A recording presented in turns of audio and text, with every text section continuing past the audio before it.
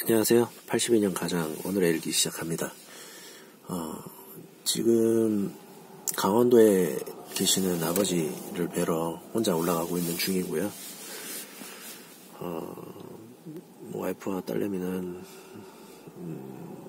안 간지 오래됐습니다. 벌써 한 3년 정도를 저 혼자 다니는 것 같네요. 누가 보면 미련하다라고 생각할 수도 있고 왜 이혼 안 하느냐고 할 수도 있는데 결국 제 삶을 선택한 거죠. 아버지에게 효도하는 것도 효도하는 건데 저는 제 자식을 바라보고 살 수밖에 없지 않습니까? 그런 면에서 모든 걸 좀 놨죠. 그리고 애가 자기 스스로 결정을 할 수 있는 20살 때까지는 제가 눈 닫고 귀 닫고 감정의 문을 닫고 좀 살아가려고 하고 있습니다. 그런 와중에 요즘 최근에 홈랜드라는 영화를 봤는데요. 주인공이 3명이 나옵니다. 제 기준에 봤을 때는요. 한 명은 캐리 세더슨인가? 여자 CIA 요원이 한 명이 나오고요. 그리고 브로디라는 이제 미국 미 해병 마린 미 해병대 하사가 한 명 나오고요. 그리고 CIA 국장의 이제 한 60대 되는 CIA 국장이 한 명 나옵니다. 그걸 보면서 느낀 게 저 감정이 좀 많이 이입되더라고요. 큰 줄기를 보자면은 이란 이라크 전쟁을 하면서 벌어지는 그 이후에 이중 스파이에 관한 이야기인데 여자 주인공인 캐리가 업무 스트레스로 인해서 결국엔 정신병원까지 가게 되는데 그 상황이 저랑 굉장히 막 감정이 이입이 되더라고요. 저도 해운 회사에서 한 6년 있었지만 결국 한 2, 3년 동안의 스트레스를 견디지 못하고 퇴사를 하고 그 뒤로 전전을 하게 되다가 다시 배를 나가는 거거든요. 누구나 그러죠. 이제 다시 배 타러 오는 사람들은 육상에 적응을 못하고 나오는 것이다 이렇게 얘기를 하는데 결국 제 내구성이 약해져서 나가는 거니까요. 거기에 대해서 할 말은 없습니다. 근데 간혹 어떻게 생각해보면 또 배를 탈 수 있다는 거에 또 감사를 하게 되더라고요. 근데 지금은 당장 이제 제 몸 상태가 안 좋으니까 승선을 못하고 있는데 제발 별일 없길 바랍니다. 1월 15일 날 다시 재검을 받아야 되는데 가뜩이나 놀고 있는데 한 달 반을 더 놀아야 된다고 하니까 미치겠더라고요. 그렇다고 아르바이트를 하자고 하니 지금 코로나가 더 날 활개치고 있는 상황이라서 괜히 일했다가 코로나에 걸리게 되면 또 배를 못 탈까봐 그것도 걱정이 되고요. 지금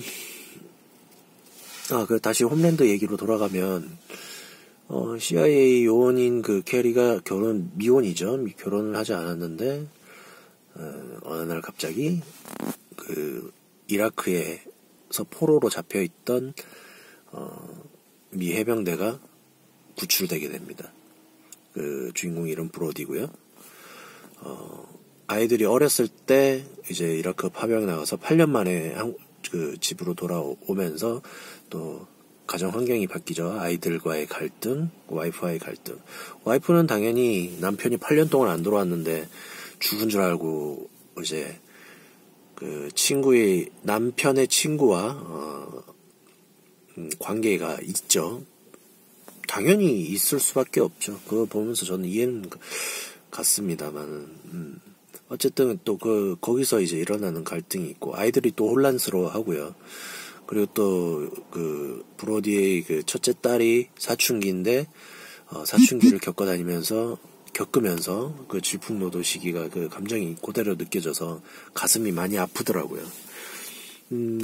운이 좋아서 제 몸이 상태가 좋아서 배를 타게 된다면 8년 동안이나 이렇게 나가는 건 아니지만 그래도 1년 적어도 6개월 이상 배를 타다가 다시 들어왔다가 이렇게 만나게 되는데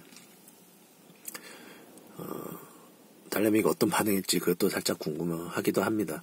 하긴 그래도 7살 때까지 같이 있었다는 것만 해도 30대 그 힘들었던 30대의 크나큰 성과가 아닐까 하는 생각이 듭니다. 생각해보면 가족과 떨어져가지고 일하는 직업들은 상당히 많은데요. 해외 건설사 파견 근무자들이라든가 기러기 아빠들 또는 이렇게 군인들, 특히 해군들은 파병을 또 오랫동안 나갔다 오지 않습니까? 그분들도 오랫동안 나갔다 오는데 왜 유독 뱃사람들만 그렇게 안쓰러운 눈으로 보는지 모르겠습니다. 물론 20, 30대 젊었을 때야 이제 공감을 합니다. 근데 이제 나이가 저도 들고 점점 저의 입지가 좁아지는 걸 느껴지면서 그나마 배를 탈 수 있는 거에 대해서 지금 감사하고 있는 상황이에요. 그 홈랜드를 보면서 많이 느꼈습니다. 제 감정이 많이 이입이 됐었고. 그리고 그 CIA 국장이 나오는데요.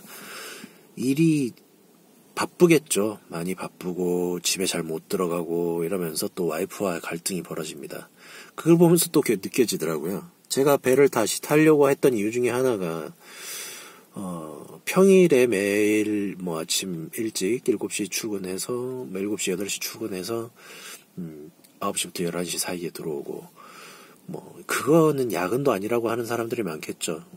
제가 인터넷을 보다 보면은 날을 새고 다음날 회사를 또 가고 이런 사람들이 많다는데 결혼을 안 했을 때는 괜찮습니다. 좋은 직장이면은 워라밸을 지킬 수도 있겠죠. 그런데 대부분 특히나 해운회사 이쪽은 그런 걸 지키기가 참 힘든 상황이고요. 또 견디다 못해 그럴 바에는 8개월 타고 3개월 쉬고 3개월 동안 풀로 쉬는 거지 않습니까? 가족들과 여행도 좀 다니고 그런 게 낫겠다 싶어서 배를 결정을 했는데 그마저도 몸이 안 따라주니까 참 나가기가 힘드네요. CIA 국장이 결국 와이프가 인도 사람인데 출장 나가면 7일 있다 집에 들어오고 2, 3일 동안 날 새다가 들어오고 그러다 보니까 와이프가 결국은 참지 못하고 뭄바이로 돌아갑니다. 그러다가 바람이 나요.